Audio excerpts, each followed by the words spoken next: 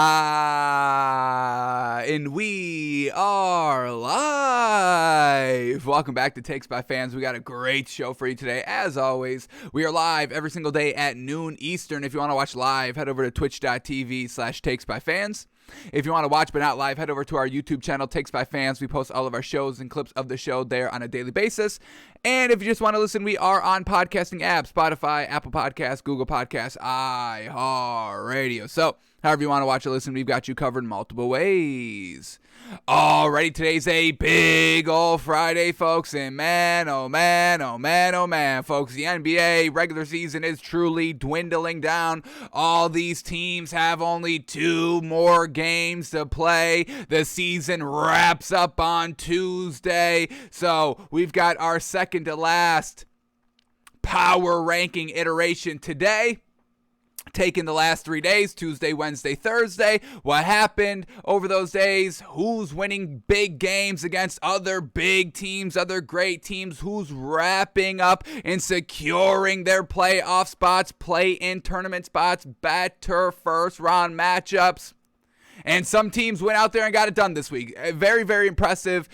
Maybe last week overall, teams truly showing, hey, we should be the teams that you are afraid of. Not the Nets. We should be. So we are reordering our power rankings today on the show. No, one new team in, one team out.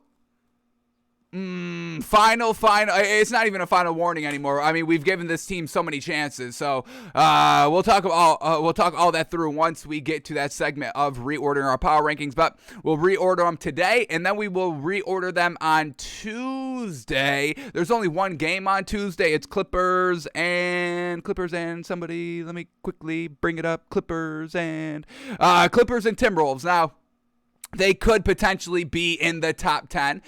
So we will we'll update it on Tuesday during the show. And then on Wednesday, if we have to make any final adjustments in our top 10, we will do that as well. So 2 more power ranking iterations by Tuesday, heading into the playoffs, and seeing who's going to hold that number 1 seed heading into the playoffs. So, also today on the show, we got to break down the NBA. I mean, man, oh man, some great performances, and I think the MVP is officially done, folks. I think the cases are all closed, and I think we're ready to make our announcement of who we are voting for as our MVP this season.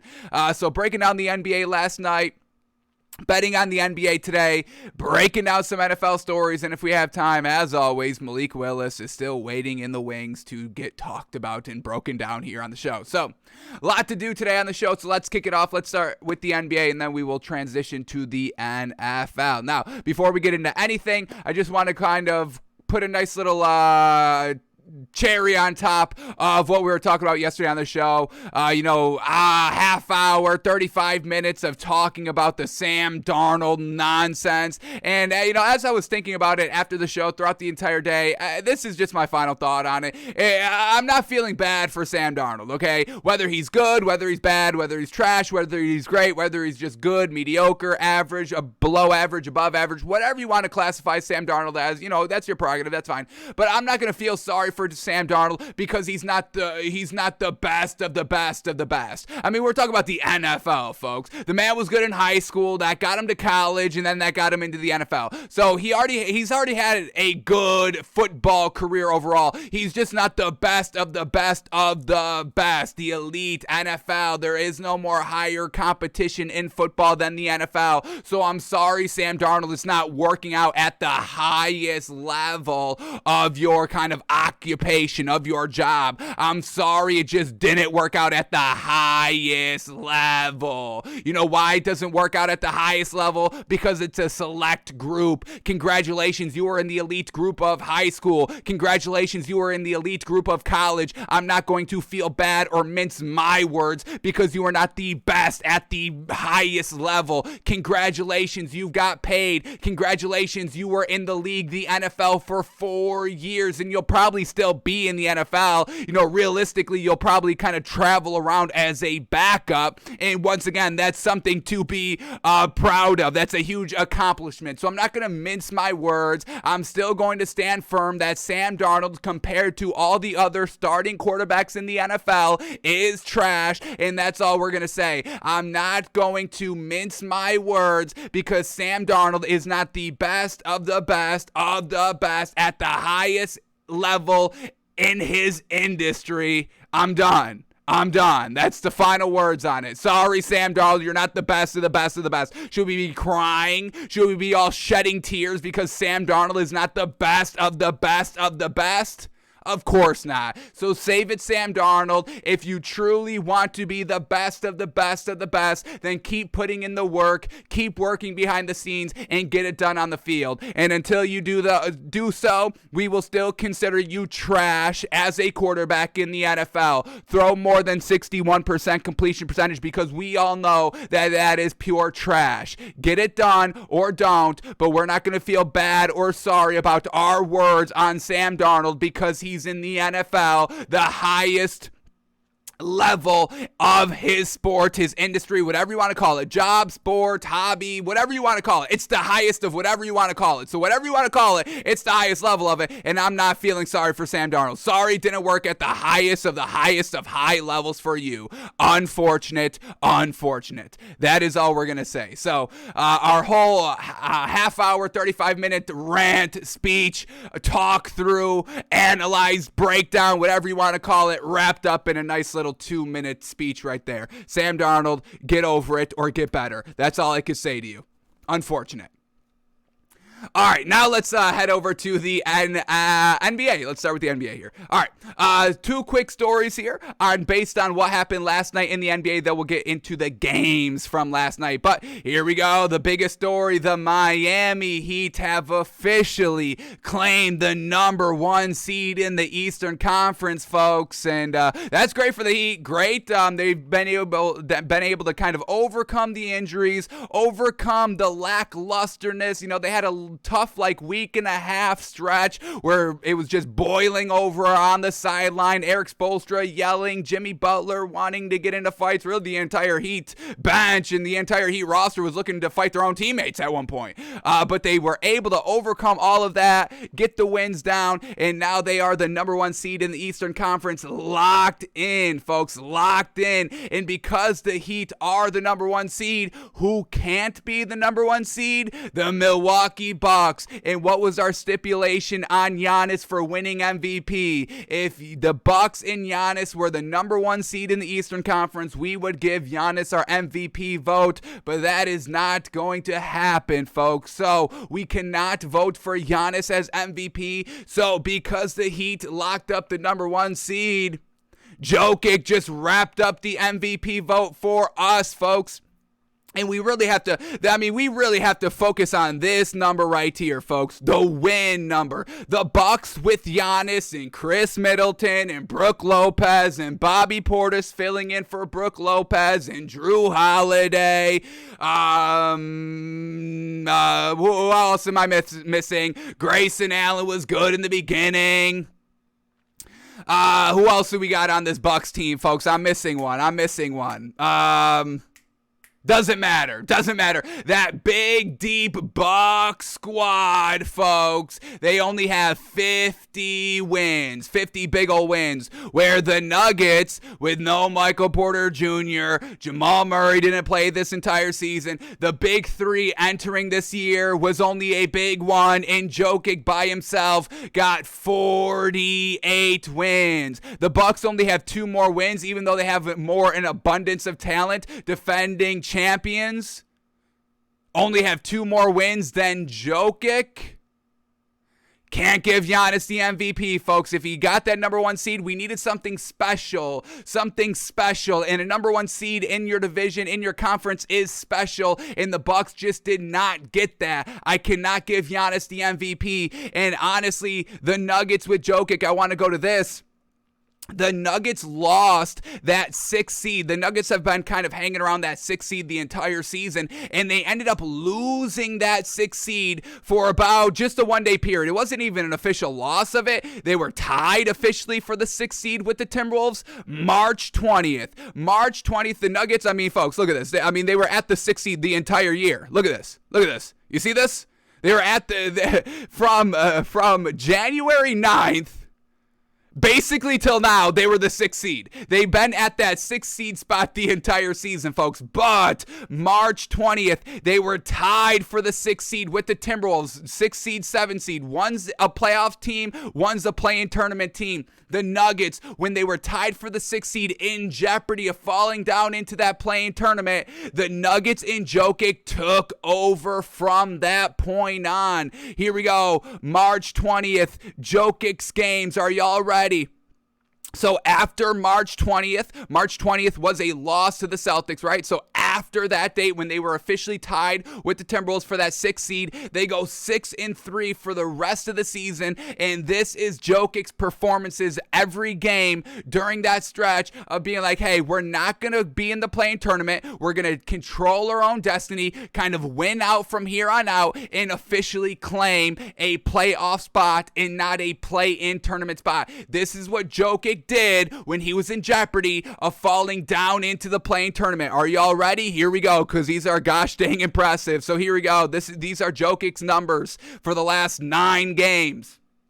We got 30, 14, and 6. 30 points, 14 rebounds, 6 assists. Then we got 28 points, 6 rebounds, 6 assists, 35 points, 12 rebounds, 8 assists, 26 points, 19 rebounds, 11 assists, 37 points, 13 rebounds, 9 assists, 38 points, 19 rebounds, 8 assists, 38 points, 18 rebounds, 6 assists, 41 points, 17 rebounds, 4 assists, and then last night, 35 points, 16 rebounds, 6 assists. Jokic going absolutely manic when there was something on the line, getting that kind of special. You need some sort of specialness if you want to win the MVP, securing the 1 seed, securing that kind of playoff spot and not falling into the play-in tournament. Jokic having no help all year long, no like A1 help at a point guard position, a forward position. He was working with Aaron Gordon, who just as of recently has been starting to put up like 20 plus points a season or a game. So I'm giving Jokic the MVP, folks. Giannis was not able to clinch that number 1 seed. Now, it's not all on Giannis, folks. I mean, they've got bigger aspirations than an MVP award. That's why they kind of rested some of their starters, these last couple of games out here to make sure they're ready for that long haul that is the playoffs, because they're used to it. They just got it done last season. They know what it takes to go through the playoff gauntlet and secure a championship. So, the Bucks and Giannis looking for more health-wise, more well-rested-wise than going for that number 1 seed in the Eastern Conference. So, I'm going with Jokic officially. I mean, there's still about 4 or 5 days left in the NBA. Everybody's got 2 games left. So, I mean, barring a miracle, by Tuesday, we still got Jokic as our MVP. Bucks, we gave Giannis a chance. We gave him a stipulation. He could not get it done. I'm going with Jokic as our MVP, folks. So, Heat clinched the number 1 seed in the Eastern Conference, and because of that, Jokic clinches the MVP in the Western Conference.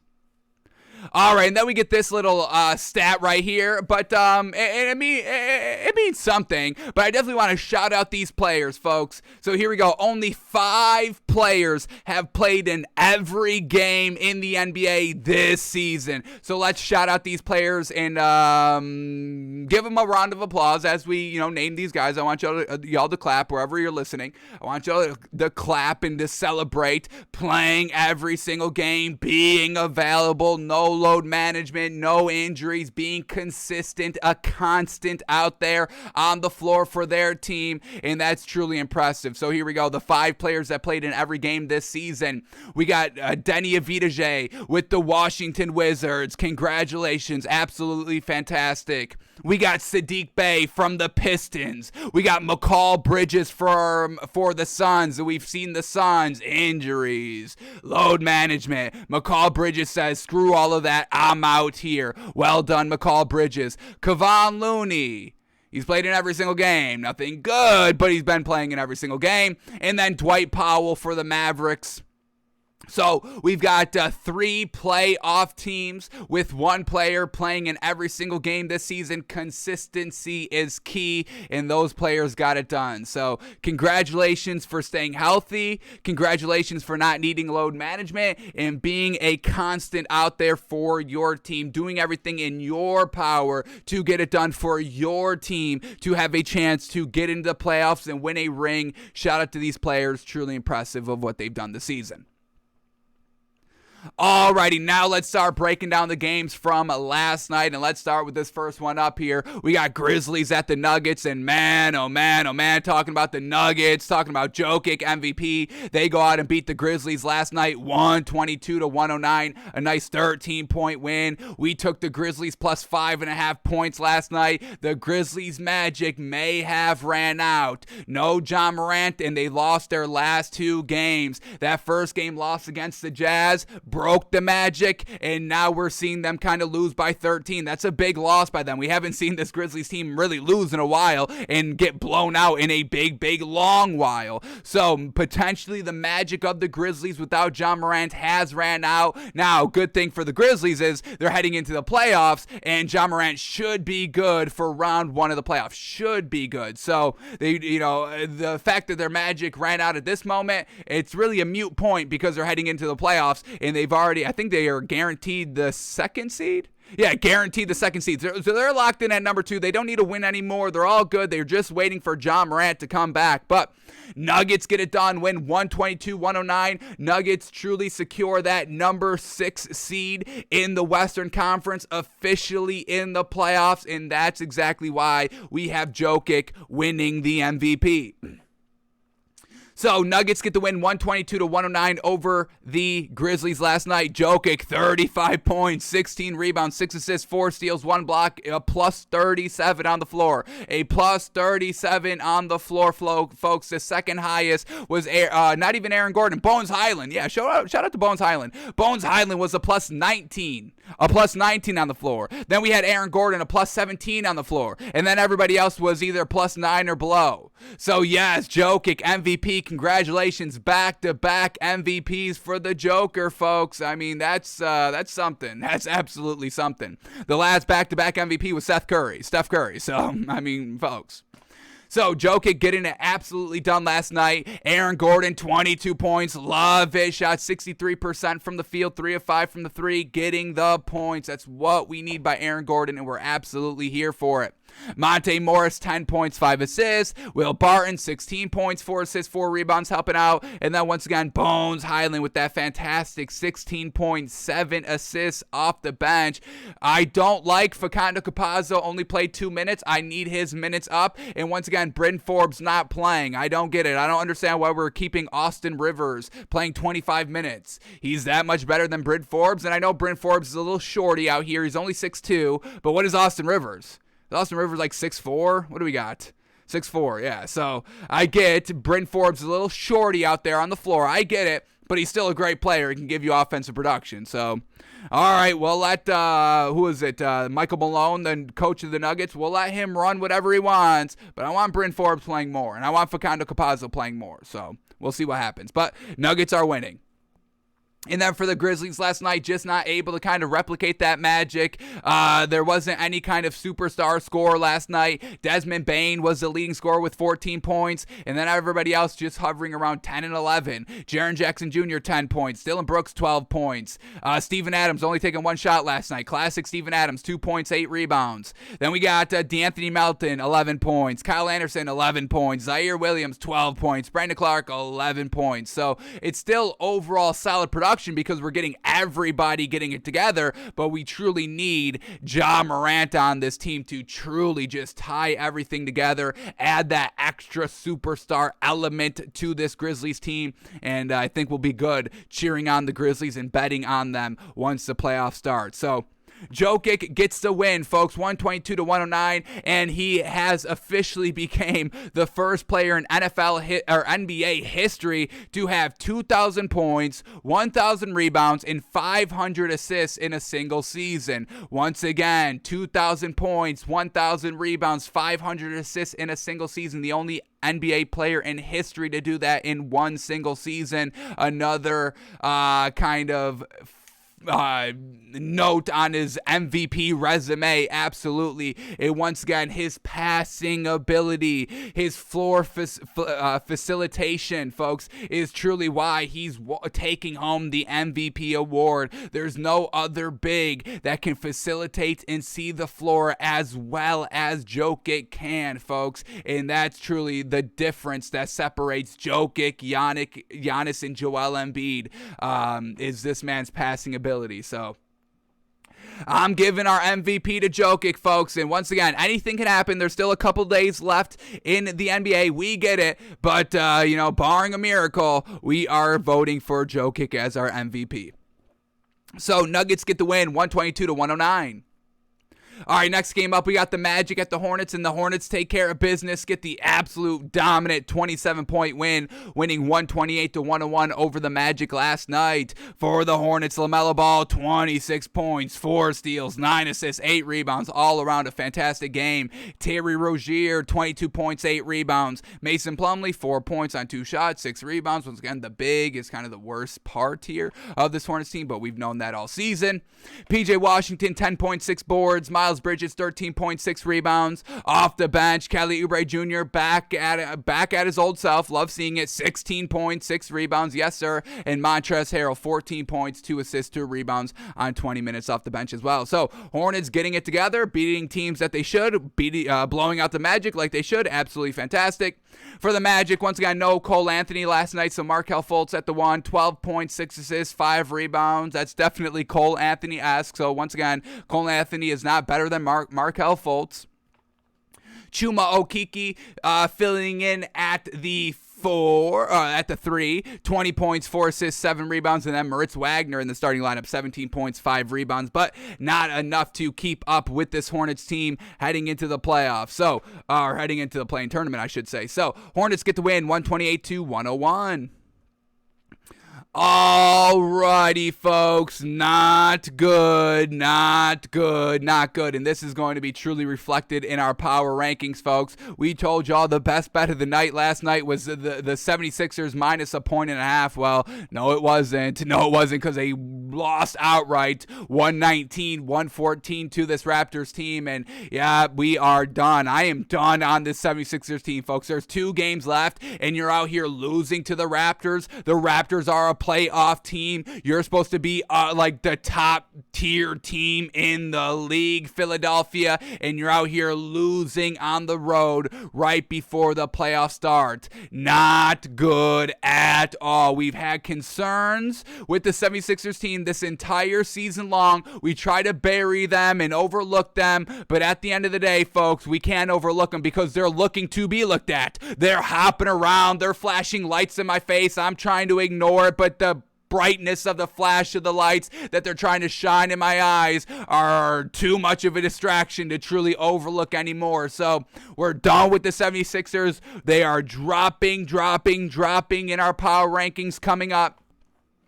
James Harden not being able to get it done in the second half to close out the game. James Harden shot 3 of 12 last night, folks. We need James Harden. We need all scorers, all starters to score the ball because they don't have any depth. They don't have that good bench. So James Harden putting up 13 points on 25% shooting, and Tobias Harris only putting up 8 points on 37% shooting. It's not going to get it done. It will never get it done. We've seen seen it not get it done in the regular season. And newsflash, the playoffs are a different beast than the regular season. So the 76ers, folks, man, oh man, Doc Rivers has to go. James Harden must start to channel his inner clutchness in the playoffs at some point in his career. And until they do so, folks, this 76ers team is not winning a ring.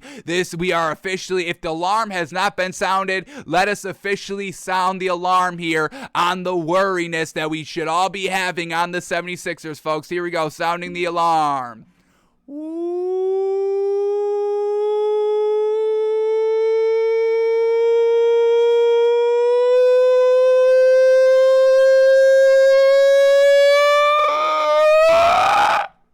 Yes, folks, alarm has officially been sounded over here, folks.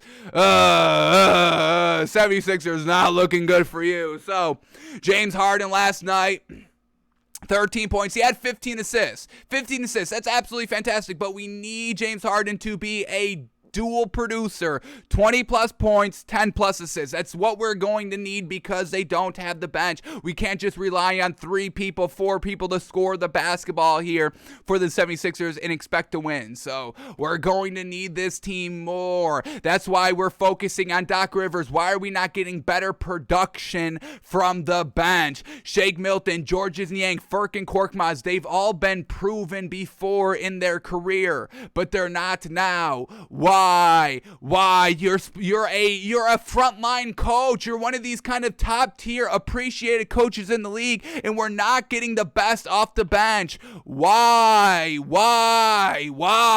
Damn it, 76ers last night. So James Harden is shooting 25%. Tyrese Maxey, 22 points. We love Tyrese Maxey. He is fantastic, folks. The man shot 63% last night. Joel Embiid doing his thing, 30 points, 10 rebounds, but look at this, folks, only 2 assists. Once again, it's not that Joel Embiid, remember he said, oh, the media just hates me, I don't understand why they hate me. No, we don't hate you. You just don't pass as good as Jokic does. It's unfortunate, but that's what it is. It's what it is.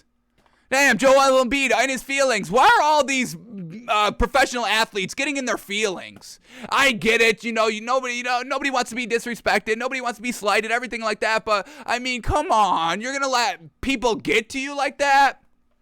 Are you playing at the heartstring of the public, of the fans, of social media, or do you truly feel like this? Once again, we never know with these people. So, I just don't understand. Why, Joel Embiid, the media hates me, that's why I'm not going to win MVP, blah, blah, blah, blah, blah. You're a great player, one of the best bigs in the league. You need the MVP award, everybody needs validation. I could go for some validation as well, so yeah, give me an MVP award. But, yeah, Joel Embiid, I mean, it's not that we hate you. I love Joel Embiid. I want to see Joel Embiid have success. I would love to see the 76ers team win a ring. It's just unfortunate when I look at their head coach, it's not going to get it done. We know this. So, Joel Embiid, it's not that the media hates you or the voting committee hates you. It's just that Joker passes the ball better than you. That's it. 30 points, 10 rebounds by Joel Embiid. Fantastic. Only 2 assists, though. We don't get that by Jokic. The man has put up 500 assists this season. 500 plus. Fantastic. So, Joel Embiid still doing his thing. Tobias Harris only 8 points last night. We need him. We need all starting 5 to put up the points. Even Danny Green put up the points last night in the starting lineup at the 3 last night. 18 points on 6 of 7 from the 3. This may be his highest point total of the season so far, and it resulted in a loss. Never a good sign. Now, off the bench, we had Shake Milton. He did put up 9 points, 3 of 4 from the 3. Georges Niang did the same thing, 9 points on 3 of 7 from the 3. But we need more, folks. They're losing. We need more. This is not enough. We see it's not enough. We need more. So until the 76ers can put it all together, the bench with the starters, with the coach, with the clutchness, with the unfatiguedness, until they do that, we're not going to be, really kind of betting and sinking our takes on this 76ers team. And we are going to kind of re-walk through the entire playing tournament, the playoffs. We're going to do that at the end of the regular season. So probably on Wednesday's show, we will walk through the entire playoffs. And didn't we just had the last time we did this, didn't we crown the 76ers the champions? I don't think we can do that again, folks. We'll see how it all plays out and who they face. Maybe they have an easy road, but they're really going to need an easy road. And if they run into the Bucks at any moment in the playoffs, there's no way. So, 76ers, man, the alarm has been sounded. The alarm has been sounded. All right, and then let's talk about the Raptors. They got the win. Absolutely impressive. Man, oh man, Siakam, if he didn't have that kind of lackluster stretch, that kind of 2.5, 3 week stretch that the overall Raptors team had, Siakam should have been in the MVP discussion, because look at this, what this man did last night. 37 points, 12 assists, 11 rebounds. Yeah, Siakam stepping it up against a very good team in the NBA, and the 76ers at home wanting to kind of secure their playoff spot. Raptors currently at the 5th seed in the Eastern Conference and are really kind of locked in there. They're 2 games behind the 76ers for the 4th seed, and they are 2 games above the Bulls for the 6th seed. And if the 76ers don't move, the 76ers can move up to the 2nd or 3rd seed. They have to win out and really kind of have to have the Celtics and Bucks lose out. But if the 76ers, if the season ended today, first round matchup is 76ers and Raptors. That goes 6 or 7, folks. 76ers have home court advantage, so that may be the difference. But overall, we just saw what happened last night. 76ers lose to the Raptors. So this is tough for the 76ers. They may be bounced first round, folks. Not good. Not good. So, Raptors, Nick Nurse, starting 5, all get it done. Siakam playing absolutely magnificent.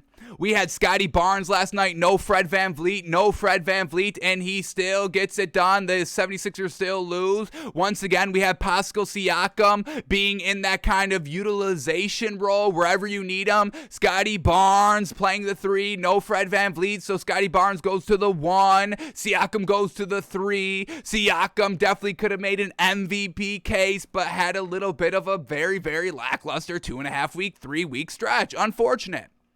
So Scotty Barnes last night, 13 points, 10 rebounds. Gary Trent Jr., 30 points on 5 of 8 from the 3. We had Precious at the 5, 20 points, 4 rebounds. And then off the bench, nothing great. They only played 3 players off the bench. We had Chris Boucher, 7 points. We had Thaddeus Young, 6 points. And we had Malachi Flynn, 4 points. That's 17 points overall by the bench. What did the 76ers have overall off the bench?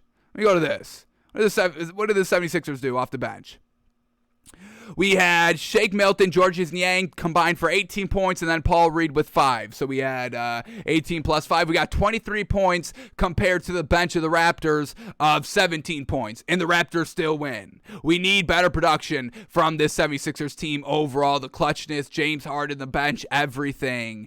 Please get it together. Doc Rivers, Nick Nurse is a better coach than you. That's not even a debate. That's not even like blasphemous to say. I don't think that's blasphemous to say. I think that I'm the first person to say that, but I'm sure that's like pretty much agreed upon with everybody. Yes, Nick Nurse a better coach than Doc Rivers? I say absolutely. So Raptors get the win, 119-114.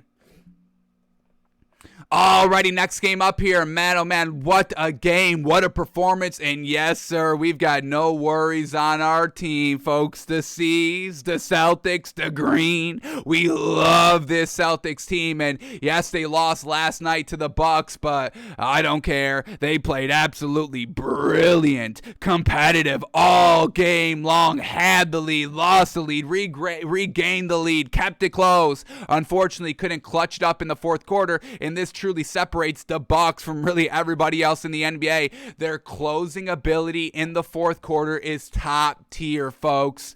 For one of the main reasons, because they already won the championship last season. They know what it takes to win and go through 7-game series after 7-game series after 7-game series just to go to another 7-game series to win it all. This Bucks team, they lock in so well. There's no other team that plays as good as this Bucks team does down the stretch in the fourth quarter, folks, and that's what makes them dangerous, and that's probably why say the Bucks have a really great chance of repeating as champions this year, folks. Watch out for the Bucks. This is what separates them, folks. Their closability. It is next level. They did it last night, getting the win 127-121 over the Celtics. 6-point win. The spread was like 6.5 when we were talking about it. Jason Tatum ended up not playing last night, and they still only lost by 6. Still competitive right down to the wire. That's why we're not worried about the Celtics, folks, on how well they did,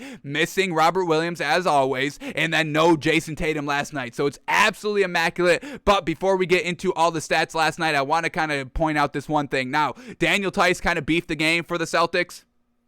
So let's take it here. And when we read the stats, they're going to sound like good stats with Daniel Tice. They are going to sound very, very good to your ear. But when I watch this man play, folks, he is the clunkiest big, maybe one of the most, I don't want to call him unathletic. He's just clunky. Clunky, crumbly big out here, folks. That's Daniel Tice. So yes, the stats may sound good, but watching this man, it just makes me so furious watching this man, folks. So here we go. Let's bring it here.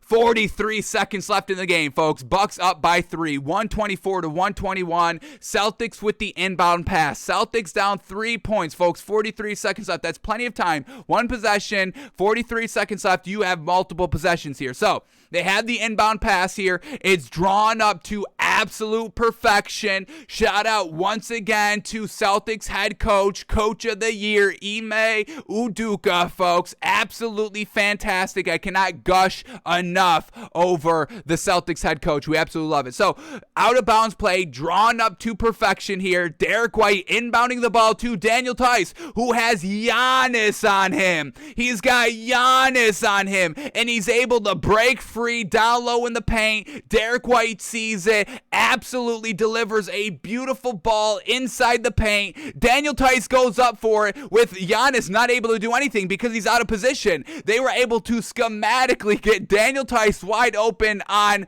Giannis. I mean, that's brilliant by itself. This one play alone wins Ime Udoka the coach of the year. This one play alone, that's it. That's all you need to show the voters of the coach of the year award. You show them this play, they're like, holy moly, wow, that's big brain right there. Who drew up this play? Wow.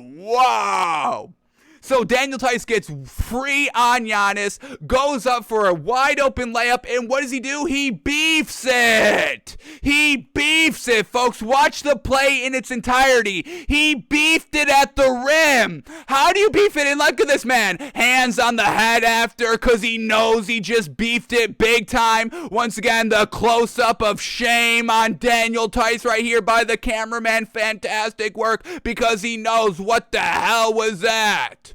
What the hell was that? Missing that wide open layup that your head coach drew up to absolute perfection, that Derek White saw and executed to perfection. You just want to go and beef it big time? We're all counting on you, Daniel Tice? No Robert Williams? We are forced to count on you? And this is what you do? The biggest moment of one of the biggest games of the season, competitive in the fourth quarter against the Bucks with no Jason Tatum, and this is what you do? This is how you repay your team? By beefing it at the rim wide open? The hell is this? The absolute heck is this? I don't care that Daniel Tice for the entire game went 22 points, 5 rebounds, 3 of 3. The man shot 3 of 3 from the 3. Every time he shot a 3, I was dying inside, and then they hit, and I was like, are we gonna get like a crazy version of Daniel Tice, like a transformation of Daniel Tice overnight? All of a sudden, I was like, where the hell was this dude? What the hell has this dude been doing? 3 of 3 from the 3. But then I waited, and then the beef eventually came. Not getting it done at the rim. That would have cut the lead down to 1. There would have been like 40 seconds left in the game. Plenty of time to potentially win. Get a stop, because the Celtics defense is like the best defense in the league, shutting down the Bucks. But Daniel Tice wants to beef it big time. Unacceptable. Absolutely disgusted with Daniel Tice. No Al Horford either, and you're still competitive? Daniel Tice, you should be ashamed of yourself. Absolutely ashamed. That's absolutely unacceptable last night by Daniel Tice, folks. It killed me watching that. I was so impressed. I was smiling all game long. I even sent out a tweet. You all know I don't like tweeting during games and everything like that, but I even tweeted during the game. It was like the end of the third quarter, and I said I had enough. What was my tweet? Right here. Marcus Smart has been so gosh dang good this season, knows his role perfectly. No Tatum tonight, so he elevates his overall production to fill that role. I'm calling it, folks. Marcus Smart is officially tier 1 point guard, and I stand by everything I tweeted out last night a little bit prematurely. I don't care. Marcus Smart, 29 points, led the team in scoring, 7 assists, the second leading assister last night, shot 62%, 7 of 12 from the 3 last night. That was absolutely brilliant. A brilliant performance by Marcus Smart last night that unfortunately got outdone by Daniel Tice's beefiness. So Marcus Smart has been playing out of his mind, has really been the main player that has impressed us all year long, getting better, and we've just been continuing. He's been continuing to rise, and we just keep gushing and gushing and gushing and gushing over the Celtics team, and Marcus Smart really is a huge reason why we are doing that. So love Marcus Smart, an absolutely incredible performance last night, missing Al Horford, missing Jason Tatum, and still going down to the wire against one of the best teams in the league, the Milwaukee Bucks, folks. So, man, oh man, what a performance. So, Marcus Smart, 29 points, 7 assists. Jaylen Brown, not good last night. He had 22 points. He had a triple-double. 22 points, 11 assists, 10 rebounds. That was all good, but no clutch ability shot-wise. What did this man actually shoot in the fourth quarter? Let me go to this. Let me go to game charts.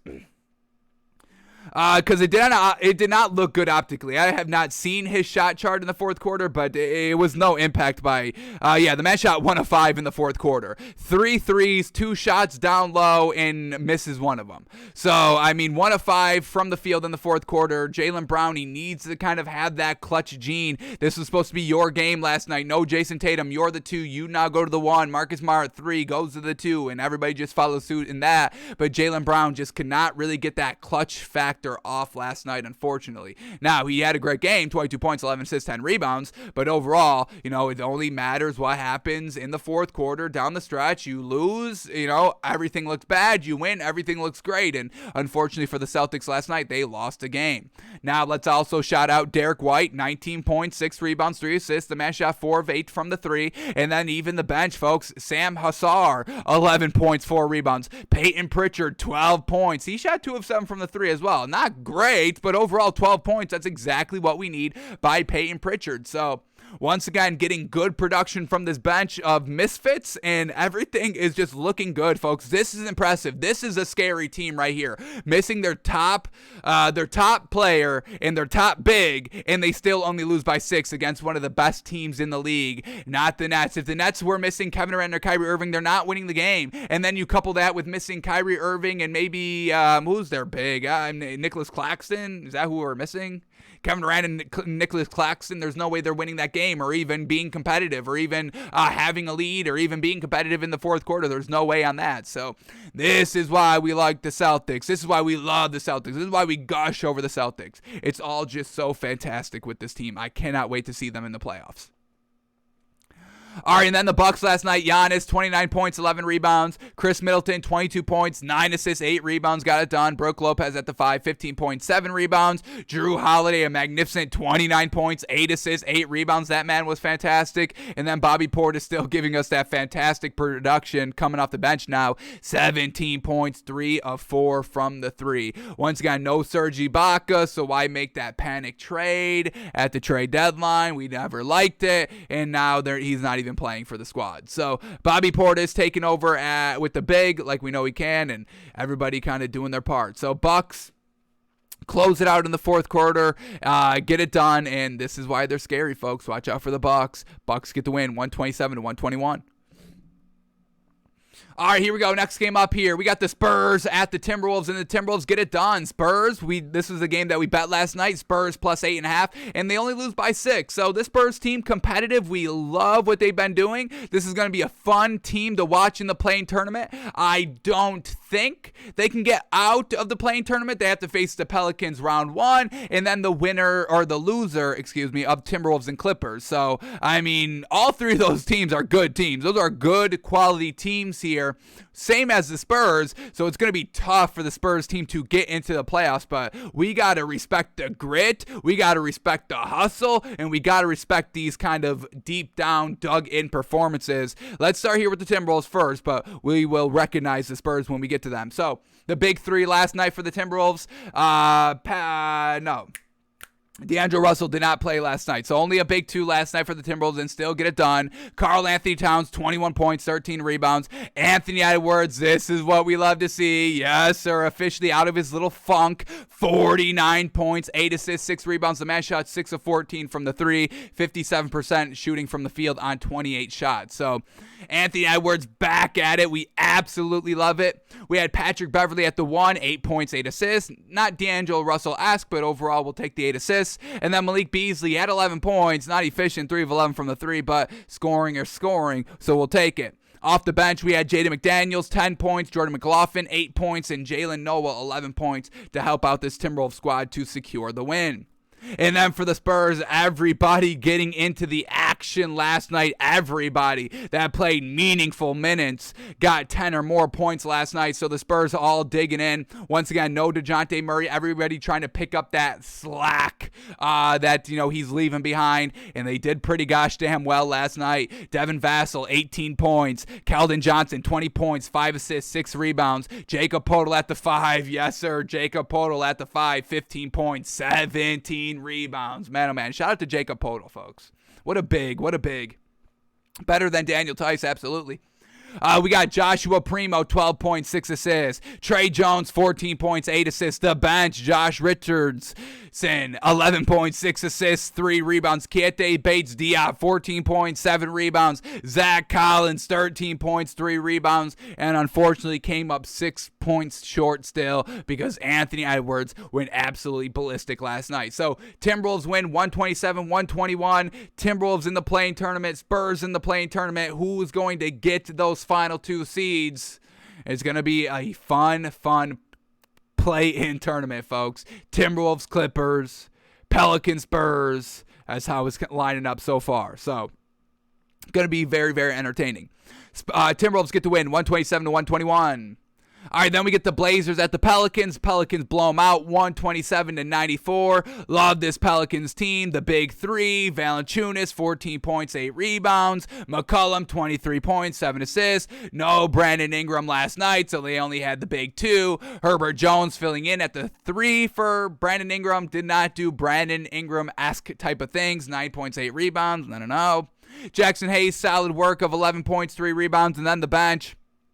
Trey Murphy III, 12 points, 2 rebounds. Willie Hernangomez, 17 points, 14 rebounds. And Larry Nance Jr., folks, 12 points, 5 rebounds. And Larry Nance Jr. is a fantastic bench piece. He's healthy, helping out this Pelicans team. I mean, they're kind of sneaky deep Pelicans team out here. So they're going to be entertaining as heck as well in the play-in tournament, folks. I mean, Timberwolves, Clippers, Pelicans, Spurs, and only 2 of those teams can secure a spot. I'm a little upset, folks. I would love to see all 4 of these teams in the playoffs to truly see what they can do, but 2 are going to have to go out and prove that, hey, we deserve it more than the other 2. So Pelicans at the 9 seed, going to have to win 2 games. It's possible. They just have to go get it done. And then for the Blazers, nobody's playing for them, so we don't need to talk about them. All right, the last game of the night here, we got the Lakers at the Warriors. And once again, why are they forcing the Lakers on national television? I don't get it. It's like every single night of a doubleheader, the Lakers are always like the second game for like the last two months, maybe even the last 2 months, honestly. And they haven't been relevant this entire season. They are relevant because of LeBron. They're relevant because y'all love to hate on Russell Westbrook. That's the only reason why the Lakers are relevant. And you're forcing them on television, even though LeBron's not playing last night and they're officially eliminated, we still get to watch them? Why?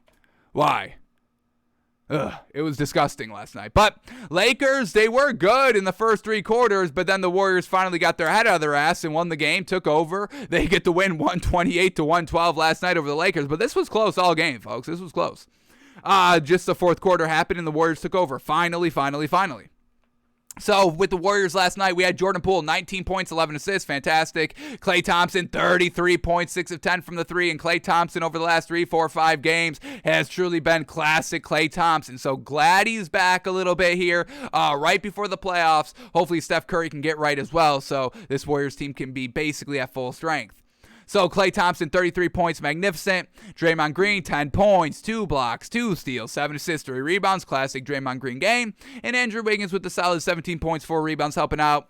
Off the bench, Otto Porter Jr., 10 points, 8 rebounds. Gary Payton, 10 points, 2 steals, 2 assists, 5 rebounds. And even Namaja Jellica, 9 points, 6 rebounds, helping out 15 minutes off the bench as well. And then for the Lakers, no Anthony Davis, no Russell Westbrook, all of that.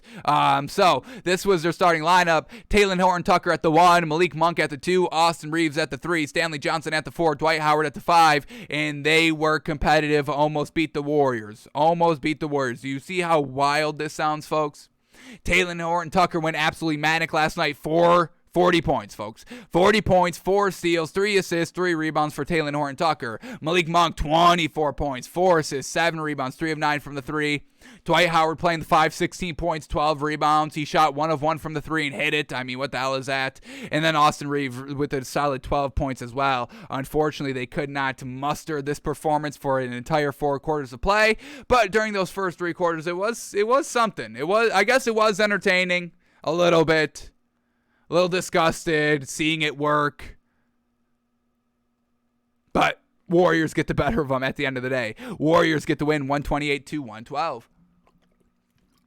Alrighty, that is all the NBA from last night. So now let's head over to betting the NBA tonight, where everything's getting a little wonky out here, folks. Final 2 games for every team. Some teams have still something to play for. Some other teams have nothing to play for. So we're going to have to be truly careful. And I'm going to put this disclaimer out as well for the remaining, what do we got? Friday, Saturday, Sunday, Monday, Tuesday. 5 more days of the regular season, folks. Do not lock in any bets before, like a half hour before tip-off, to know the starters, to know if the team's going 100% full strength, full try mode, or if they're just going to kind of sink it and mail it in for the final 2 games. If they have nothing to play for, try to also stay away from betting those games as well. This is the final 5 days of the regular season. Some teams want to play, some teams won't play, some teams will load manage, some teams won't. So just be careful. Do not lock in any bets prior to 30 minutes before tip-off. Then lock in your bet. Yes, you may lose some value, you may gain value, but at the end of the day, have the entire picture before you put your money on the line. That's the biggest news, the biggest information that we can give you for the final days of the regular season. Yes? All right. So, here we go. And also, all these bets can potentially be voided up to half hour, folks. So, if big outs, big no try mode is going to be foreshadowed, then we are canceling the bet. So do not lock in any bet until half hour, and then check with us. Tweet at me. I will let you know. I'll maybe even tweet it out as well. The bets are good to go. The bets are not good to go. So at Takes by Fans on Twitter for that. All right, so here we go. We got a nice handful of games on in the NBA tonight. Let's see where the value is. Here we go. First game up here. We got the Bucks at the Pistons. Bucks -5, Pistons +5. Bucks on the back-to-back. Bucks, they do have a reason to play. They cannot get the 1 seed in the Eastern Conference, but they can fall back to potentially the 4 seed. If they lose out, the Celtics win out, the 76ers win out, then the Bucks will be the 4 seed. So they still need to kind of play one more game, win this game tonight, truly kind of lock up that number 2 seed. and be the number 2 seed in the playoffs. So Bucks may go full strength here tonight, folks. But let's check the ins and outs. The spread only being -5 here for the Bucks is a little interesting. So here we go. For the Bucks, it's just Grayson Allen is a game time decision, and then for the Pistons, we get Marvin Bagley out and Corey Joseph a game time decision. Now we know this Pistons team is good and they're competitive, but we're only talking about a 5-point spread here, folks. That's not a lot of value with this Pistons team. I say the Bucks go manic here tonight on an easier opponent with the Pistons. They go up and secure that kind of 2 seed. They kind of probably don't play their last game, and this Bucks team is riding into the 2 seed into the playoffs. So I'm taking the Bucks -5 here tonight. That's great value if everything is good and we don't get kind of blindsided later today. So once again, we are not locking in the Bucks -5. I think I want to so I can secure the value, but we will wait until we officially lock in this bet. So I am endorsing Bucks -5 if everything is what it seems and we don't get hoodwinked. So Bucks -5, I'm loving that value. All right, Knicks at the Wizards. Now, Knicks have absolutely nothing to play for, and the Knicks are trash when they have nothing to play for. So do the Wizards. Wizards don't have anything to play for as well, but we've seen the Wizards play pretty good, pretty solid here. Porzingis getting it done. So Knicks -3.5, Wizards +3.5. I think I'm loving the Wizards here today. I do want to stay away from betting this game just because teams with nothing to play for, that's not really where we want to spend our money the final days of the regular season. But let's check the ins and outs. For the Knicks, Julius Randle is still out. Mitchell Robinson's going to be out as well. So Jericho Sam's going to get another start. Love that big. And then for the Wizards, Kristaps Porzingis out. Kyle Kuzma out. KCP out. So yeah, if Porzingis was playing, I don't care about Kyle Kuzma. If Porzingis was playing, I would take the +3, but because he's out, he's really their only piece that's going wild every game. So we got to stay away from the Wizards. Same thing with KCP as well. He's out as well. So, all right, staying away from Knicks and the Wizards. All right, then we get the Cavs at the Nets. Cavs +8.5, Nets -8.5 here, and I believe this is a big game. Big game here, folks. Nets can potentially fall back to the 9th seed, can potentially fall back to the 10th seed. Once again, if you're the 9th or the 10th seed, you have to win 2 games to get into the playoffs. If you're the 7th or the 8th seed, you only have to win 1 game to get into the playoffs. So you definitely want to be 7 or 8 or 9 instead of 9 and 10. Difference between 7 and 8 doesn't really matter. So Nets currently at 8. Cavs currently at 7. A full game separates these 2 teams, so the Nets can get that 7 seed and kind of lock it up here tonight.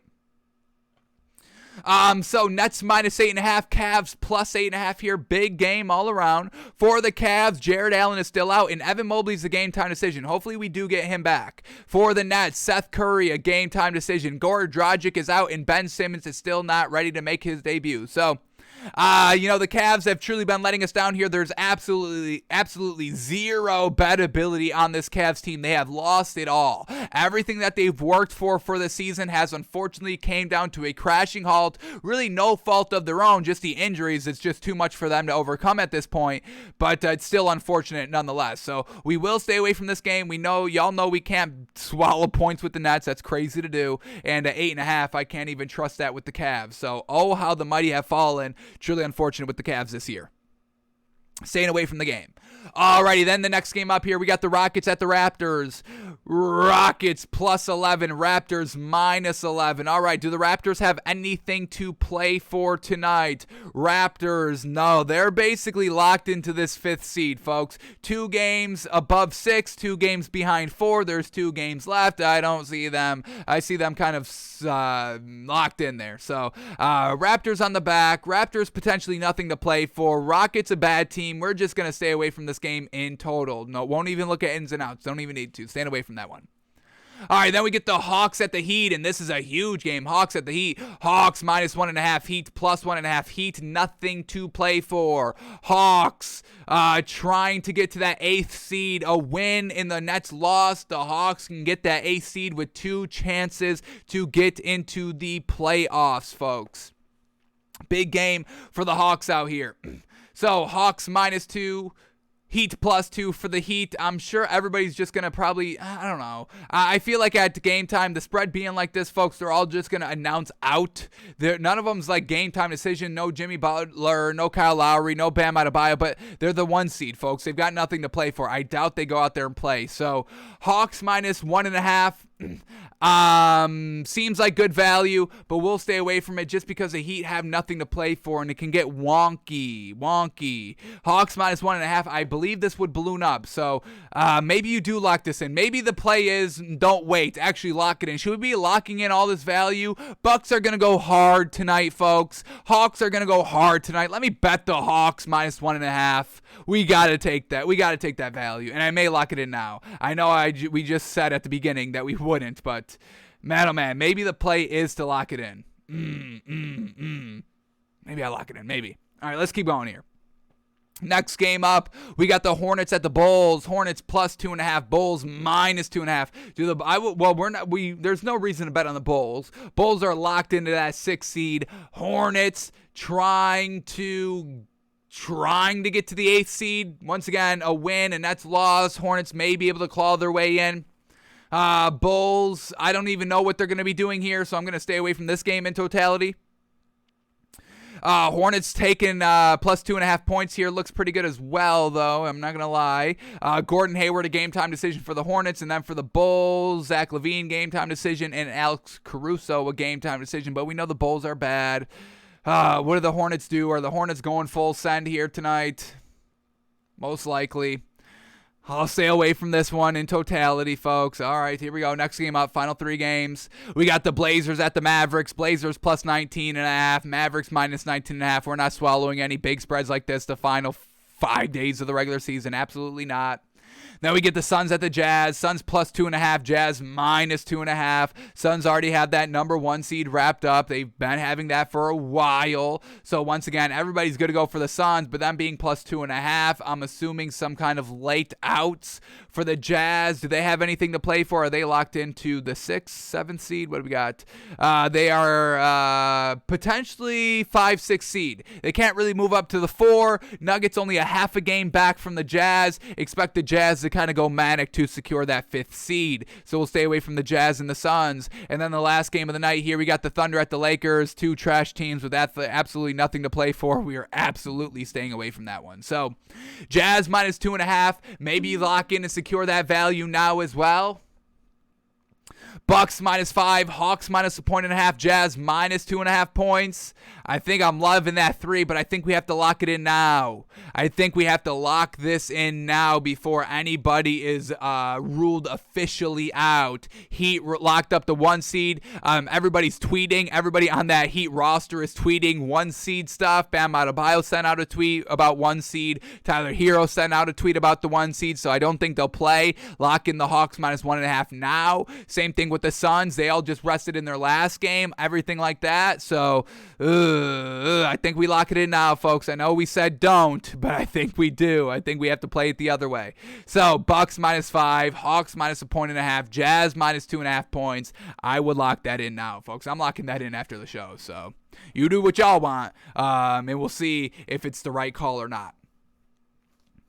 Alrighty, and then the last thing we have to do in the NBA before we move on to the NFL is quickly re-update our power rankings again. We are doing this every 3 days over the last kind of week and a half of the final regular season. So we update them today on Friday, and then we will update them on Tuesday, and that will be our final iteration of our NBA power rankings. Now, we are still going to keep a top 10 out here. I know we talked about potentially shaving it down to a top 8 and all that, but we are going to leave it at a top 10, because I want to kind of stress some things in this top 10.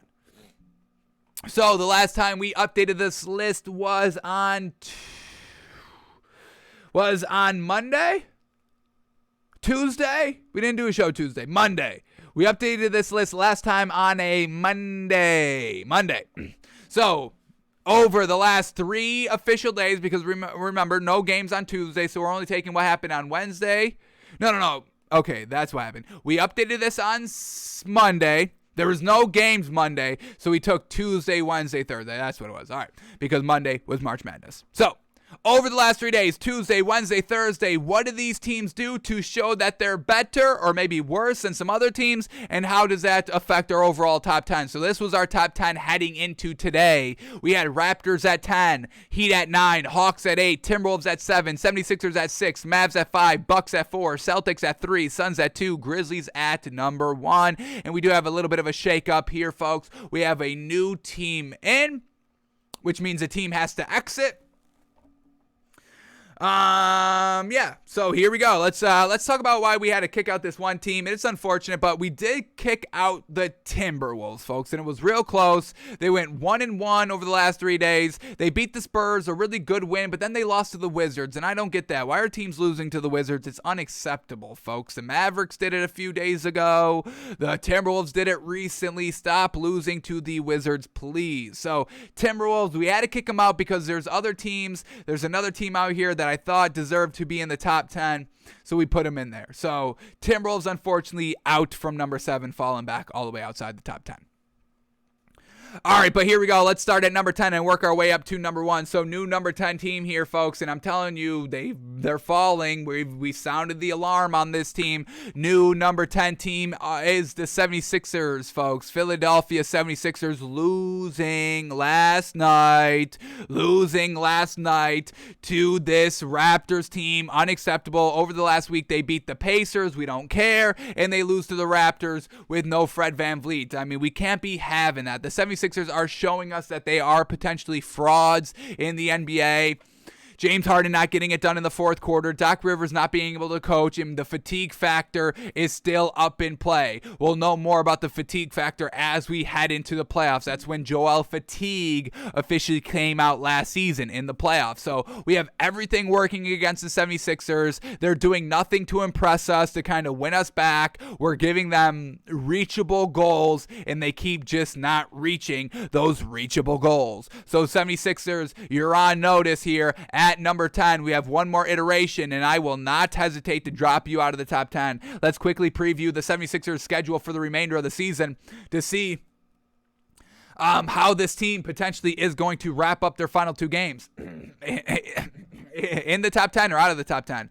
Here we go. 76ers last 2 remaining games. We got the Pacers and the Pistons. So you are so gosh dang lucky you got easy games out here to wrap up the season. Go out and take care of business. 76ers at number 10.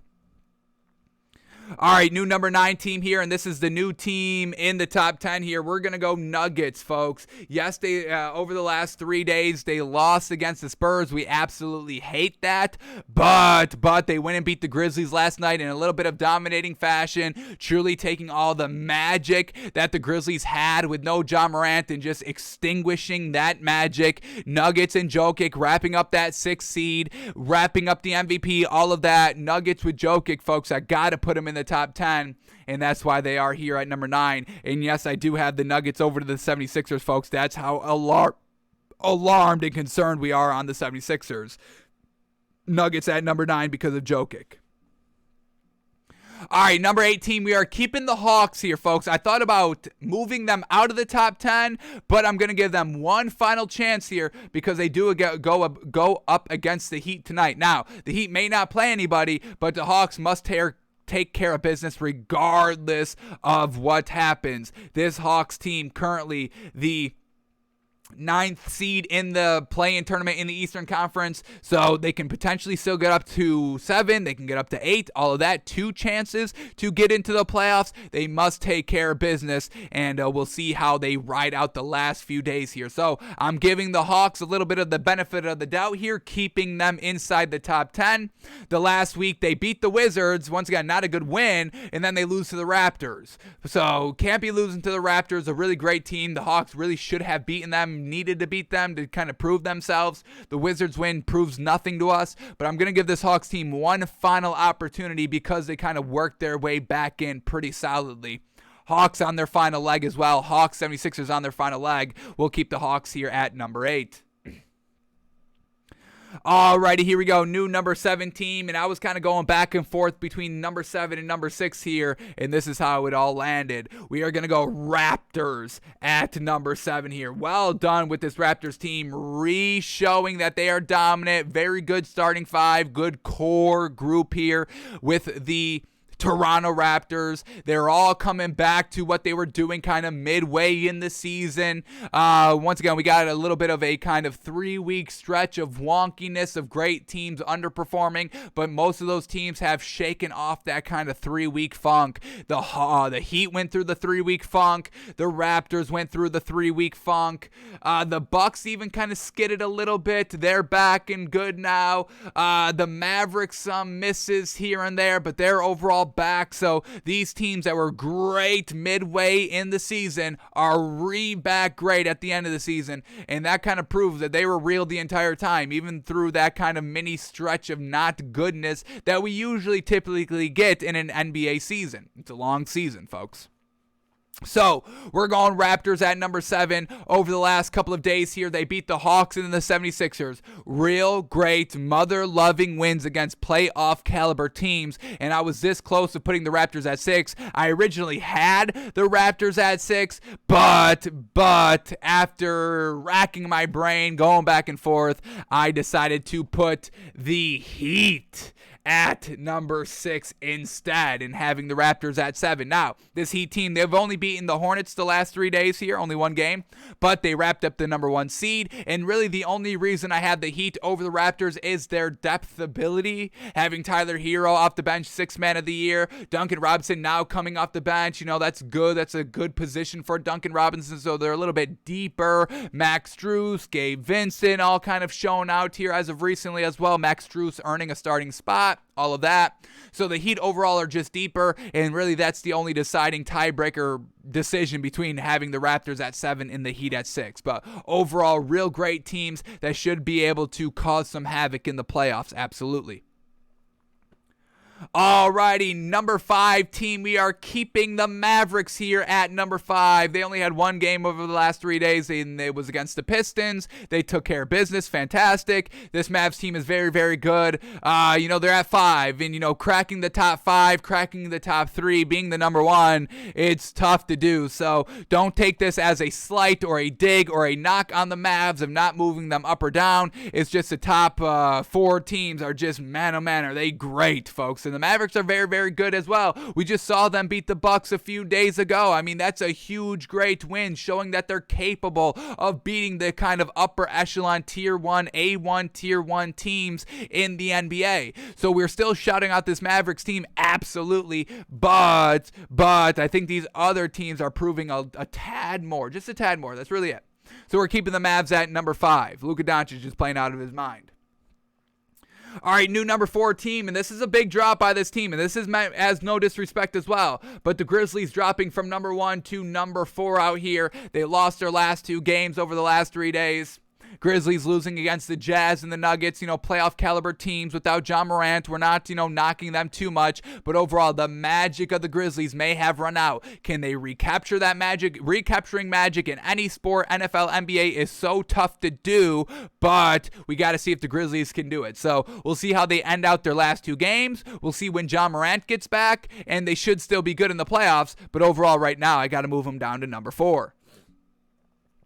All right, new number 3 team is not a new team. We are keeping the Celtics. We are keeping the Celtics parked here at number 3. Over the last 3 days, they beat the Bulls. Solid win for them, losing Robert Williams, and then they just lost to the Bucks last night. But how gosh dang impressive was that loss? Man, oh man, no Jason Tatum, no Al Horford, and they still only lose by 6. Competitive Daniel Tice beef that we all saw. So Celtics being absolutely fantastic, they are getting more production from their bench players than Doc Rivers is with the 76ers. I mean, that's a little inexcusable for the 76ers, why they are at number 10. So Celtics at number 3 here, still loving everything about it, gushing over them daily. Love the Celtics. All right, here we go. Top two teams. Team number 2, we are going to go the Bucks. Man, oh man, they dig down and lock up in the fourth quarter, folks. It's absolutely immaculate. Bucks over the last 3 days, they beat the Bulls and the Celtics. Good wins overall, taking care of business, locking up, locking down, locking in. Final stretch of the fourth quarter. That's what makes them deadly, folks. Giannis, always fantastic. Chris Middleton, fantastic. They're deep. Drew Holiday, Grayson Allen off the bench. Pat Connaughton off the bench. Bobby Portis. Oh my God, 2 great dominant bigs on the same team. One's off the bench now. Sheesh, that's dangerous. I don't want to face that team. Bucks at 2. And then here we go, the new number 1 team, folks. Have you guessed it? Y'all can guess it. Go ahead. Take the guess. Go ahead. It's obvious, folks. The number 1 team. Go ahead. We haven't said it yet. Go ahead. Exactly. The Suns, folks. The Suns at number 1 here. And once again, just winning. They beat the Lakers. They did lose to the Clippers, but that was with everybody out. And they still only lost by 3. It was pretty impressive.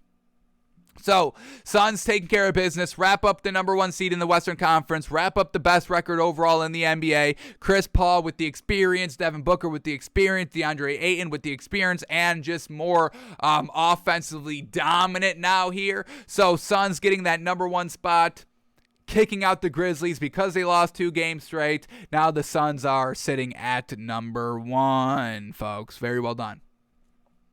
Alrighty, so our top 10 heading into next Tuesday, folks. We got 76ers at number 10. Final warning. Alarm has been sounded. Nuggets at 9. Hawks at 8. Raptors at 7. Heat at 6. Mavs at 5. Grizzlies at 4. Celtics at 3. Bucks at 2. Suns at 1. Will there be any more movement here? Who will end in the top 10 of our power rankings come Tuesday? Who knows? But go out and secure your spots, teams. Go out and secure your spots. Alrighty, that is all the NBA we had to go over for today. So now let's shift gears to the NFL, where we got some stories to break down. We will not get to Malik Willis today, but good news, NBA regular season dwindling down. Ends on Tuesday, freeing up more time on the show. What do we got? We got the 12th is a Tuesday, and the draft begins the 29th, the 28th. So, I mean, we've got about 2 full weeks of going over draft prospects in that time span. So we still will be able to fit that in. So everything's kind of coming together here. Everything's looking good, folks. Don't worry about us over here at Takes My Fans, all right? We're getting it done. We have to find the time, but it's getting it done, folks. We will get it done. We will watch Malik Willis. There is time opening up in the show. Alrighty, here we go. Couple of NFL stories to go over, some good ones. No delusion stories, so you don't have to worry about us going manic on Sam Darnold, folks. There's no more type of funny story by Jim Irsay. There's no wild, nonsensical gobbledygook like Sam Darnold who was talking about yesterday. So let's see what is actually happening in the NBA or in the NFL. So here we go. First story up, and this is not looking good. The whole Brian Flores lawsuit back in the news because we get Steve Wilkes and Ray Horton have joined Brian Flores' lawsuit against the NFL for racial discrimination and its hiring practices. So let's go into this article. Let's see what the new information is. Let's see why they're joining the lawsuit, all of that, how it's looking, and what their kind of story is, why they want to now sue the NFL. So let's see what we learned in this article. It's a long article and we won't go through it all. Let's just get kind of what's going on here and why they joined the lawsuit. So here we go. Let's see what we get.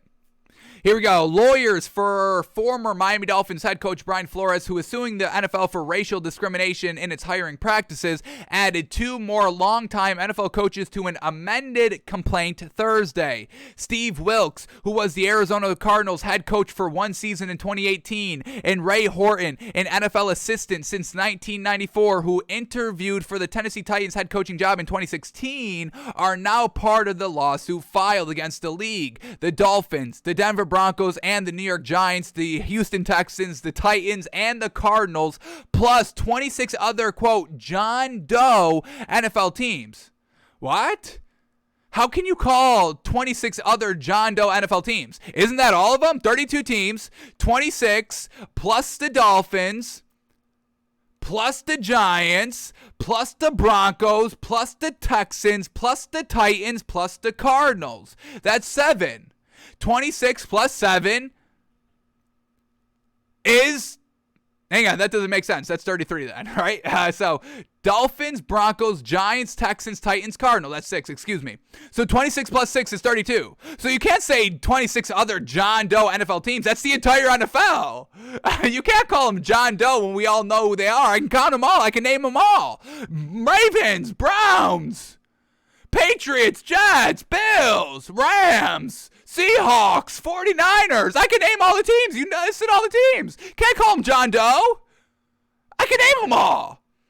So they're suing the entire NFL and now every single team? Remember, it was only Dolphins, Broncos, and Giants, I believe, that were kind of getting, and then the Texans, because of Will Culley, was that it? But they went to Lovie Smith, so were they in the initial? But we did know that the Dolphins and the Broncos and Giants were kind of the 3 original teams named in Brian Flores' lawsuit, but now they're just suing the NFL and every single team. All right, a little interesting. All right, what else do we got here? Let's keep going. Flores' attorney alleged in the amended complaint that the Texans retaliated against Flores by removing him from consideration for their head coaching vacancy due to his decision to file this action and speak publicly about systematic discrimination in the NFL. And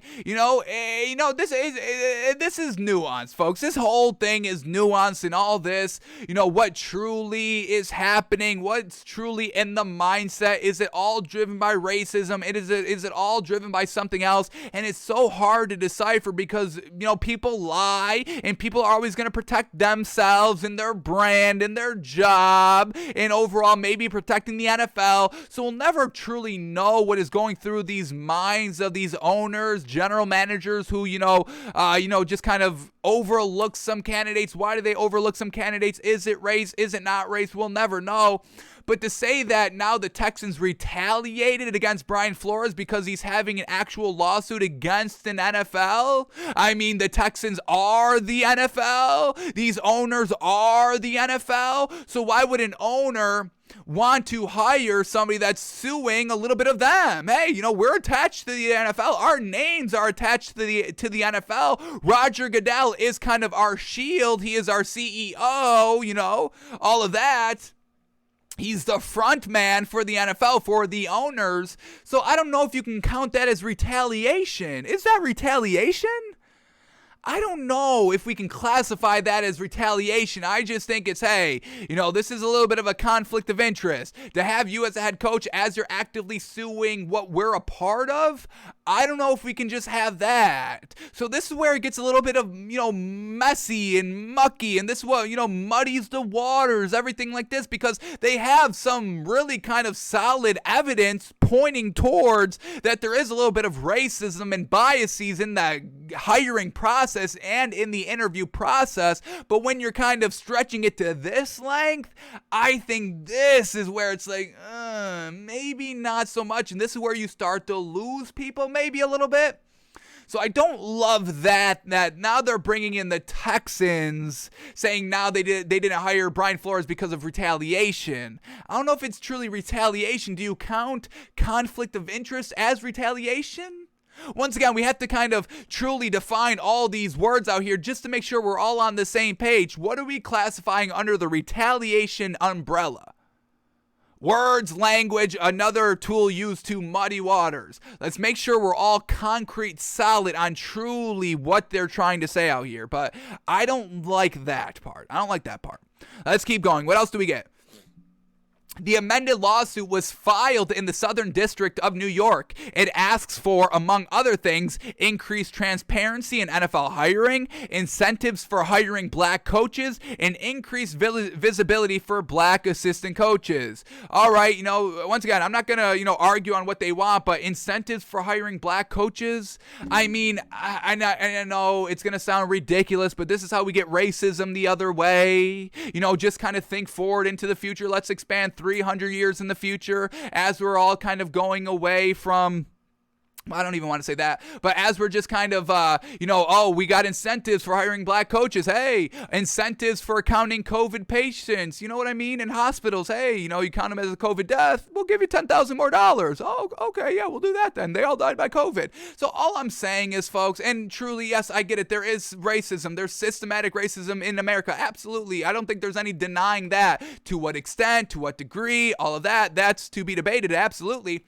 But now that we're going incentives for hiring black coaches, I mean, I just think we're going in, I just think we're overcorrecting. Obviously, yes, the problem needs to be corrected. Absolutely. I'm behind that. Absolutely. But now we're overcorrecting.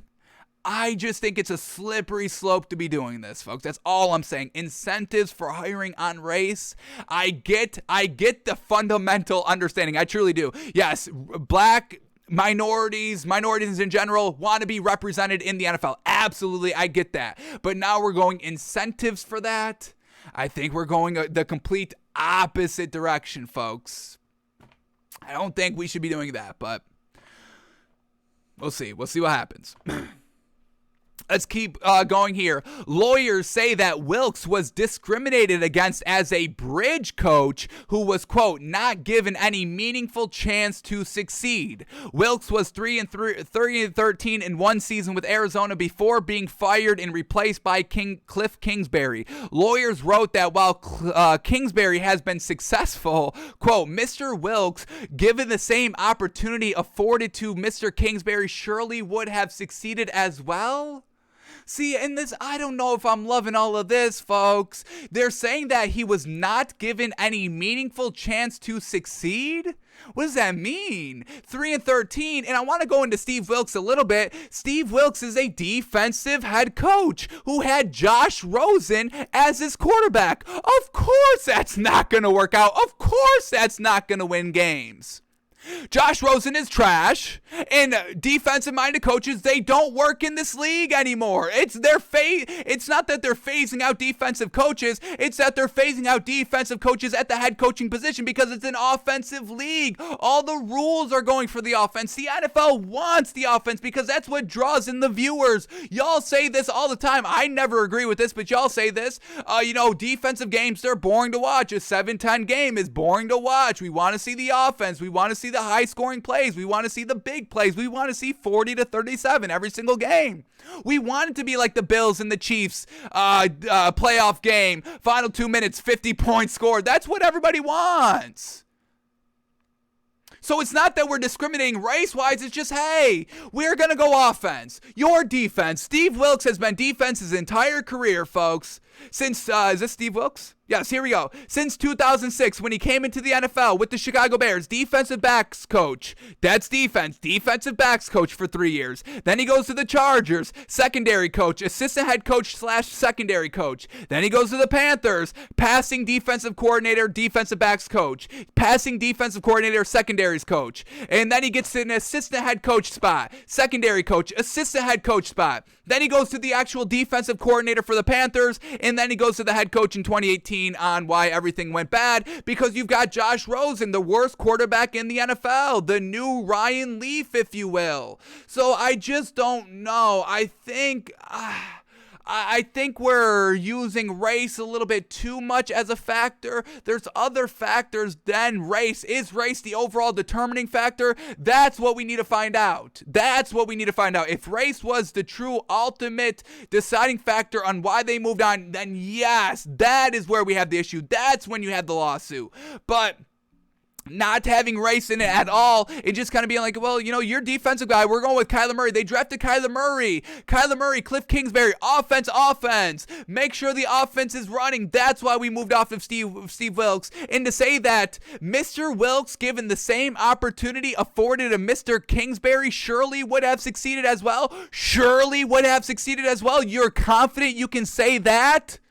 Defensive coach with Kyler Murray, you think that would work out? I don't think so, because year 2 or year 3 with Kyler Murray, he's not progressed at all. And that's with offensive-minded coach. So I just think I don't think that this is what should be argued about. I don't know if I love these new lawsuits, folks. Let's keep going. Another quote here in the article. Quote, when Coach Flores filed this action, I knew I owed it to myself and all the black NFL coaches and aspiring coaches to stand with him, Wilkes said in a statement released by his lawyers. Quote, this lawsuit has shed further important light on a problem that we all know exists, but that too few are willing to confront. Black coaches and candidates should have exactly the same ability to become employed and remain employed as white coaches and candidates. Absolutely. That is not currently the case, and I look forward to working with Coach Flores and Coach Horton to ensure that the aspiration for racial equality in the NFL becomes a reality. And once again, is it race or is it that you guys are both defensive minded? The other coach, Ray Horton, also defense his entire career, going back to the 94 Redskins, defensive assistant coach, defensive backs coach, with the Bengals, defensive backs coach, secondary coach. Then he goes to the Bengals, safeties coach. Then he goes to the Lions, defensive backs coach. Then he goes to the Steelers, assistant defensive backs coach. Steelers, defensive backs coach. Defensive coordinator with the Cardinals. Defensive coordinator with the Cardinals. Defensive coordinator with the Titans. Defensive coordinator with the Titans. Assistant running backs coach with the Cleveland Browns. Finally getting that offensive experience in 2016. And then going back to the defensive backs coach in 2019. So more defense, more defensive guys at the head coaching position. I don't know if it's about race, folks. I don't know. And all the what they're saying, I don't know if you can truly point it back to race. I don't think you can. All right, anything else we get here? There's still more in this article, and I want to get to Horton, and we're going to get to him in a second, so let's continue on with the article. Let's read these next 3 paragraphs, and I think we're going to be done, but let's see. The Cardinals said in a statement that, quote, the decisions we made after the 28th season were very difficult ones, but as we said at the time, they were entirely driven by what was in the best interest of our organization and necessary for team improvement. We are confident that the facts reflect that and demonstrate that these allegations are untrue. See what the Cardinals say? Not kind of saying he's a liar, he's the one that's wrong. They're saying, hey, you know, we made a change, a philosophical, they don't even use that word, but y'all know, hey, we're changing it up. We're going to go offense. We see this kid in the draft we like. We see this kind of emerging offensive head coach. And we're going to bring them both in and see how we can rock with it. And overall, it's been okay. They're winning games. They're competitive. They're in the media narrative. This is a competitive Cardinals team. So far, it's been working out well. I don't love it all, folks. I don't love all of this. Let's keep going. Wilkes returned to the NFL this year as pass game coordinator and secondary coach for the Carolina Panthers after spending 1 season as the University of Missouri's defensive coordinator. Horton was defensive coordinator for the Titans in 2014 and 2015 and interviewed for the team's head coaching job. Lawyers said he was given a, quote, completely sham interview done only to comply with the Rooney Rule and to demonstrate an appearance of equal opportunity and a false willingness to consider a minority candidate for the position. Now, are they refusing to consider a minority coach for the position, or once again, is it just offense versus defense? And once again, why did Horton go to an offensive role after the interview? He interviewed for the Titans role in 2014 and 2015, and in 2016 he was the assistant running backs coach for the Cleveland Browns. Was it because he got information, hey, you got to kind of step up your offensive game because that's where the league is heading. If you want a job as a head coach, you got to be offensive minded because that's the only job that he had offensive hand in, was after he had that interview. So did he know? Did they tell him, hey, we're going offense. We can't hire you. You're defensive. No, nothing else into that mix. Just you're defensive. That's it. So I don't know if it's all about race, folks. I get it. Race is a huge topic. That's nuanced, folks. It's not all, black and white, no pun intended. But I don't know, to kind of put it all on race. I don't know if that's the right message to send on this lawsuit. Alrighty, what else do we get here? The Titans hired Mike Mularkey, who is white, for the job, and Horton left to be the defensive coordinator in Cleveland. He has since retired, so they hired Mike Mularkey. Let's put him in. Is he offensive or defense? So we get a little bit more information here. Coaching history. We all know he didn't last long because they went to Mike Vrabel. So let's see how long. I don't even remember Mike Mularkey, honestly. But let's see what we get here. Mike Mularkey, what is this man doing? Mike Mularkey, tight ends coach, offensive coordinator, tight ends coach, offensive coordinator, always around the, offense, tight ends, tight end university. We love the tight ends now, so he's offensive minded. You know what I mean? I'm just saying. He spent 2 years with the Titans as a head coach, went 9-7 both years, got to the playoffs one year. That was kind of success, and they still moved off of him. 2017, he gets fired. After that 2017 season, they bring in Mike Vrabel. They have success. So, this was kind of the right decision. 9-7 is solid. Getting to the playoffs is always what you're looking for, and he had success, and they fired him after that playoff run. Is that race? No, I'm just saying. It's easy to just say race on everything. That's the easy way out. Now, does it work? Is it true sometimes? Yes. Is it true other times? No. I don't know if it's totally true here, folks. I don't love the way this lawsuit is heading. Don't love the way the lawsuit is heading. Now, there's more in this. There's more in this article, but I think we're good on this one for now. I'll read the rest of this after the show and see what else is in here. But we got to keep going here. And this is it. This is the information that is okay. This supports the lawsuit because we get this as well. Very noteworthy. In an amended lawsuit, Brian Flores says he sent a memo late in 2019 to top Dolphins executives detailing the toxicity within the organization and the desire from owner Stephen Ross to lose games in exchange for money. So Flores claims to have this stuff in writing. That's what I want to see. That's what's going to help the lawsuit. Let's see everything in writing. Let's see these Dolphins executives ignore all of it and keep going. So this is what may save the lawsuit for Brian Flores and all that. But we'll see. We don't have that information available to us at the current time. So that's the latest on the whole lawsuit. Once again, this is the offseason to be remembered. We got crazy movement quarterback-wise. Tom Brady retires, unretires. We've got multiple lawsuits. Deshaun Watsons are finishing up. Criminally, civilly, they still are out there. The NFL with the race, Brian Flores, that is still out there. So, man, oh man, there's still so much to go over in this offseason, and it's still continuing to go on. So, we'll have more information, absolutely, on the whole Brian Flores lawsuit against the NFL. But Steve Wilkes and Ray Horton are both joining the lawsuit, and I don't know if I truly agree with all that. All right, what else do we get here? Oh, we also get this. The NFL has been warned to improve their treatment of women in workplace culture by attorney generals of 6 states, or they could face potential legal action. So this is coming from the AP as well. So once again, the NFL saying, hey, we don't have any problems, and then saying, hey, let's, be better to minorities and all that. We know it's all, bull. But yeah, the NFL, folks, in hot water. Once again, maybe using this lawsuit to kind of cool the waters a little bit. I don't know, folks, but we'll see how this lawsuit progresses. All right, let's finish up on this one here. Let's finish up on this one. Or actually, man, oh man, I don't know what is going on, folks. I don't know. I don't understand why we can't fit in everything on the show anymore. I know we spent like an hour on the NBA. I get that, but man, oh man.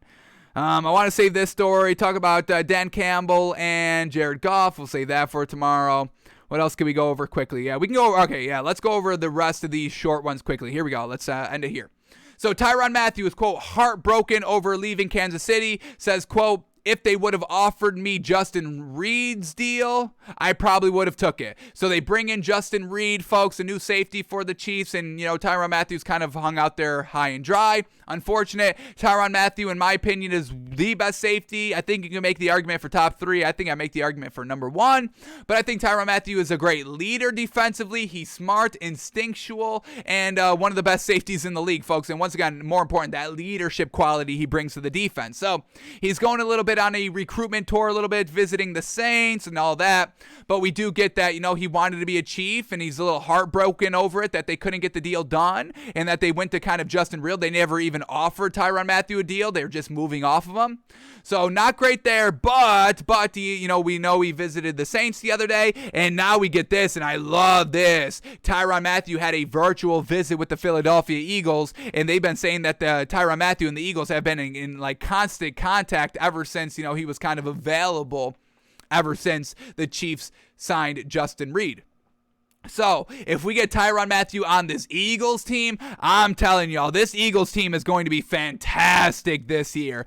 Easily wins the division, no problem. Maybe even surprises some people in the playoffs. This Eagles team is dangerous, folks. They have that great foundation built. They've got the coach, they've got the quarterback, they've got weapons, they've got the line, they've got the running back. They've still got some good defensive players. Darius Slay is still playing. But if you bring in Tyrann Mathieu to Philadelphia, shore up that defense, oh my goodness, we've got new contenders in the NFC, folks. I am big on this Eagles team at the current moment. Watch out for them. If this offseason continues to go well for them, the draft, offseason workouts, everything like that, signing some more free agents, watch out. I'm telling y'all gotta watch out for this Eagles team. I think they're the biggest surprise from last season to this season, folks. Loving this Eagles team, and if Tyrann Mathieu goes there, yeah. Now, on Tyrann Mathieu, according to Ian Rappaport, Tyrann Mathieu is in no rush to sign a deal. Now, a few days ago on the show, we thought it could happen this week or next week, but it seems like he's going to be taking his time. So, he's going to explore all of his options in no rush. Offseason just started, and he's going to kind of hear everybody out. But if he goes to the Eagles, folks, yeah. Eagles, Steelers, absolutely would love Tyrann Mathieu to go to those teams. Obviously, the Dolphins, absolutely. But if he goes to the Eagles, yes, sir. If he goes to the Steelers, we still need a quarterback there. But overall, the Eagles, folks, yeah. Fly, Eagles, fly. Whew, with Tyrann Mathieu, I'm like, folks, I'm telling you, I'm trying to tell y'all, like, it's going to be good. It's going to be great, folks. Eagles, probably number 1 team. Number 1 team in the NFL next season is the Eagles if they get Tyrann Mathieu. Yes. Even with all the great quarterbacks in the AFC, folks, it doesn't matter. Tyrann Mathieu and the Eagles will be the best team in the league. Alrighty, we get this, and this is real interesting, and this is a real commitment for this Texans team, so shout out to them. The Texans have agreed to terms with wide receiver Brandon Cooks on a 2-year deal. Cooks should be able to earn just under $20 million per year on his deal through 2024. Now, Brandon Cooks is the best receiver on that Texans team by far. Him and oh man, what is that man's name? The quarterback's name on the Texans? Davis Mills. Him and Davis Mills, some solid chemistry built up last season. Brandon Cooks has always been a nice constant out here for this Texans team and the only real offensive producer. So they're keeping Brandon Cooks, trying to build on top of that, where they could have easily traded Brandon Cooks for a solid pick or two and try to build through the draft. But no, they're sticking with Brandon Cooks, and I'm all here for it. Brandon Cooks gets a 2-year deal with the Texans. All right, the Ravens have been in contact with running back Melvin Gordon, as both sides have interest in getting a potential deal done. Can we stop with Melvin Gordon? The man's a swindler. The man's not even a good running back in this league. I don't like it there with the Ravens. So, don't like Melvin Gordon. Ravens maybe wanting to bolster up their running attack where they have like 2 or 3 great running backs. I don't know if I don't like Melvin Gordon. You all know that, but every team is still kind of under his spell for some reason. So, Ravens and Melvin Gordon in contact. And is that it? We get this. Final thing right here. The culture change. Offense versus defense, folks. It has something to do with it because we hear from Xavier Howard, the cornerback from the Dolphins. He had this quote the other day. He says, quote, "Everybody's happy, and I feel like a lot of things can be special here with Mike McDaniel. He's bringing that energy, and hopefully he can get the offense up to par to the standard that we expect from both sides of the ball. Everybody can get the job done here." So the culture the energy, Mike McDaniel, offensive head coach, Brian Flores, the energy was never there. Look at him at a press conference. Look at Mike McDaniels at a press conference. That different energy, that different leadership that's being felt immediately so far in the Dolphins locker room already. So loving Mike McDaniels. Dolphins fans, get excited. This is the year, folks. I'm telling y'all, the Dolphins this year. Dolphins are scary. Eagles are scary. If they get Tyrann Mathieu, teams are going to be different next season, folks. So Xavier Howard, loving Mike McDaniels. The whole team is gushing over him. I think it's their year, folks. Dolphins year, finally. In all my 26 years of living, I haven't seen it, but we may be seeing it this year, folks. Gonna be great. Alrighty, folks, that is going to do it for us today. Thanks for tuning in. Thanks for watching. Thanks for listening. We are back live tomorrow, noon Eastern, doing it all over again, and hopefully we have time for Malik Willis. Yes, we're trying our hardest out here, folks. So, we are out of here for today. Back tomorrow, live noon Eastern. Like always, anything breaking as we were live does not seem so. What's going on with Tiger Woods? He finished -1 yesterday. Very, very good. Tied for 10th at the current moment. He plays today. I don't know golf. I don't know even know the Masters, folks. I don't know the schedule. Do you play back-to-back days? Do you play every single day? I don't know. I just know he went -1. That's it. Very good. All right. 1 under, I should say. 1 under. Yes, folks. I know the golf terminology. All righty, folks. We're going to get out of here. Have an absolute great one. Bet the NBA now. Bet the NBA now before these lines go wonky donkey. I think I'm locking in the value now, but yeah. Alrighty, folks, we're out of here. Have a great one. We'll see you tomorrow. We'll see you tomorrow, folks. Have a great one. We're out of here. See you. Bye.